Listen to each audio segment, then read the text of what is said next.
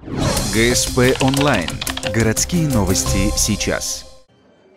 В школе номер 5 прошел концерт с национальным колоритом. Торжественную церемонию посвятили организаторам, участникам и победителям муниципальных мероприятий, посвященных коми-языку. В последние годы такие стали особенно актуальны. Носители языка, коренное население республики стало опасаться. А что, если наша родная речь совсем исчезнет?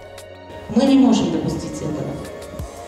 Поэтому по заказу Управления образования города Ухты, методистом Управления образования информационно-методического центра Опресниной Ениной Петровной, руководителем методической объединения учителей коми-языка города Ухты Сафоновой Еленой Михайловной, при поддержке общественного движения «Коми-Вондер» был создан муниципальный проект «Коми-Мой, Коми-Кыви, Щелымширы, Долыдами».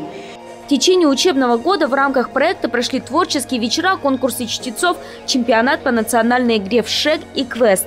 Как оказалось, нужно это не только взрослым учителям, но и их юным ученикам. И сегодня за свой вклад в сохранение коми-языка они получили грамоты. Ну и, конечно же, очередной шанс выступить на школьной сцене с номерами, также посвященными родной земле, языку и традициям.